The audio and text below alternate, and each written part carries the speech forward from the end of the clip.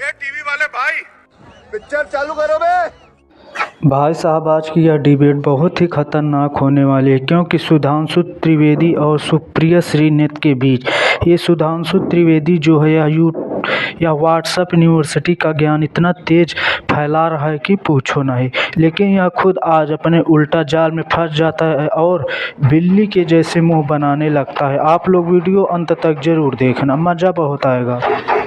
Step by step इन्होंने गांधी से शुरू किया था। इन्होंने कहा 3 के बाद चौथी गोली। गांधी जी से दिक्कत है आप लोग। नहीं, मैं जवाब देना चाहता हूं। लेकिन नाथूराम गोडसे का कोर्ट में दिया गया बयान है कि उसने 2 ही गोली मारी थी। ये तीसरी गोली किसने मारी थी ये जरा पहले क्लियर होना चाहिए।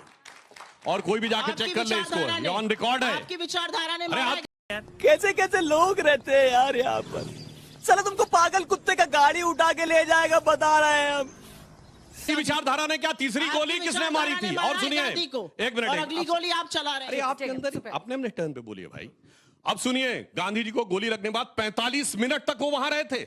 आज बिरला मंदिर जहां से है और राम मनोहर लोहिया अस्पताल जिसको वेलिंगटन हॉस्पिटल कहते थे, 45 मिनट क्यों नहीं गया कोई? क्यों चला रहे? पढ़े लिखे बच्चे जर्नलिस्ट आपके अंदर इतना चिड़चिड़ापन क्यों है भाई? इतना बिलबिलत्व क्यों है? हर बात में बोलने लगती है बीच में। आप यहाँ पर आकर व्हाट्सएप के फर्रे पढ़ने, व्हाट्सएप के फर्रे नहीं पढ़ रहा हूँ, फैक्ट के साथ बोल रहा हूँ। आप व्हाट्सएप के फर्रे पढ़ रहे हैं। व्हाट्सएप के फर्रे बोलने, उसके बाद व्हाट्सएप के फर्रे मत पढ़िए। यहाँ पर थोड़ी इन लोगों की रिस्पेक्ट करिए, पढ़े लिखे लोग हैं। हाँ, इसीलिए मैंने बोला चैलेंज करके बोलता हूँ, अगर गलत बोला हो तो बताइएगा।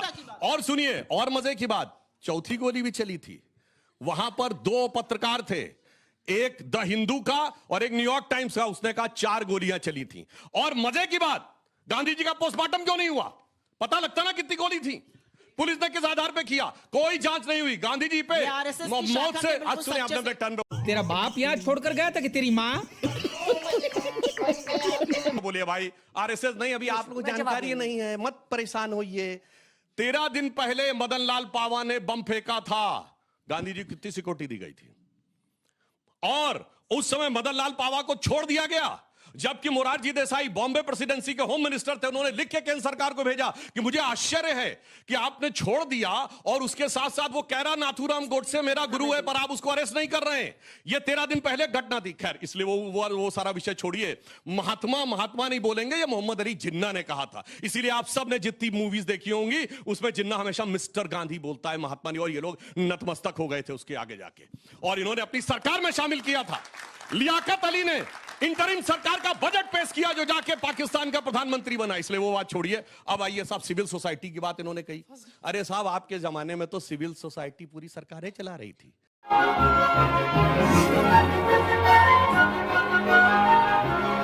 नेशनल एडवाइजरी काउंसिल क्या थी? भारत के संविधान का सबसे बड़ा मजाक, जहां दर्जा प्राप्त कैबिनेट मंत्री की हैसियत प्रधानमंत्री से ऊपर होती थी। इस ढंग की व्यवस्था कभी भारत के संविधान में आज तक नहीं बनी थी। अब मैं बता रहा हूं जो इनके सामने समस्या क्या है। जो वो दी जा रही थी वेजेस, अब सरकार ने उसको बायोमेट्रिक कनेक्टेड कर दिया है।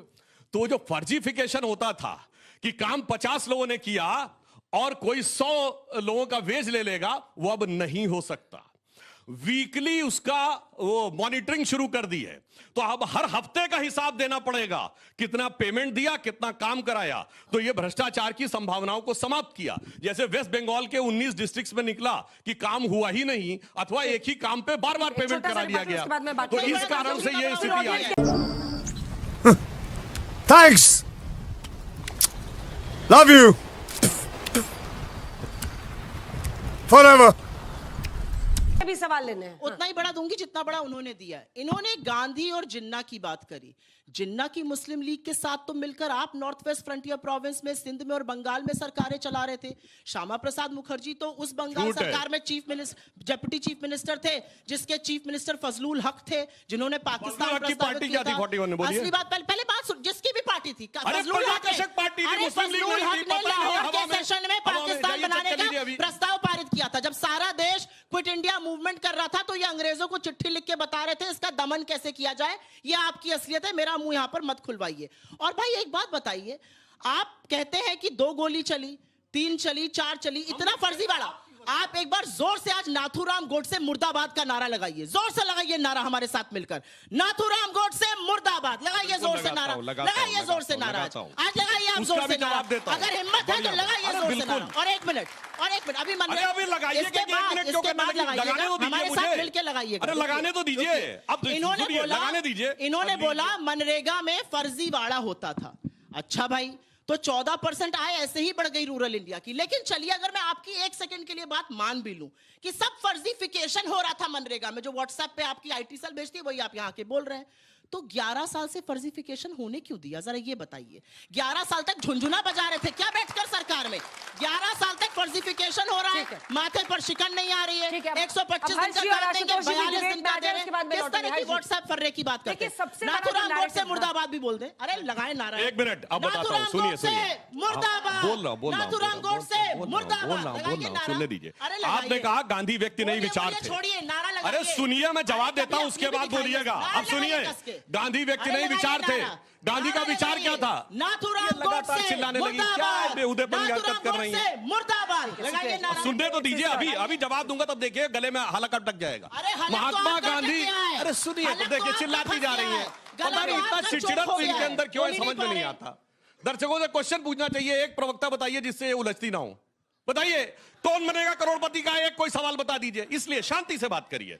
अब मैं बताता हूं, आप ही ने कहा व्हाट्सएप का फर्रा फेंकता। अरे व्हाट्सएप फर्रा नहीं, अभी बोल रहा हूं भाई। महात्मा गांधी व्यक्ति नहीं विचार थे। महात्मा गांधी का विचार क्या था? राजनीतिक दर्शन था राम राज्य, नित्य का भजन था रघुपति राघव राजा राम, आखिरी शब्द था हे राम, और एकमात्र नेता है जिनकी समाधि पे राम लिखा है।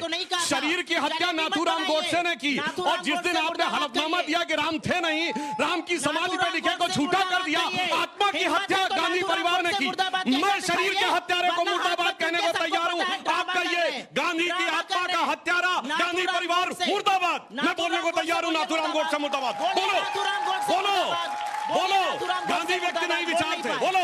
ये असलियत है। देखिए, मैंने कहा हलक में अटक जाएगी। भारतीय जनता, एक मिनट, जो कांग्रेस पार्टी जो सबसे मुद्दे पर घेर रही है विपक्ष पर, नहीं आपका 10 सेकंड, सारा स्टूडियो और आपके सारे व्यूअर्स देख रहे हैं, भाजपा का सांसद खड़ा हुआ है, नाथूराम गोडसे मुर्दाबाद। अरे मैंने तो कहा मैं तैयार हूं, तुम बोलो। शरीर बड़ी की आत्मा, मैं कहता हूं आत्मा का हत्यारा मुर्दाबाद, शरीर का हत्यारा मुर्दाबाद, दोनों को बोलो। बोल पाए ये गोडसे के उपासक यहाँ पर खड़े होकर कहां से मुर्दाबाद बोले? विचारधारा, हिंदू संगठनों की विचारधारा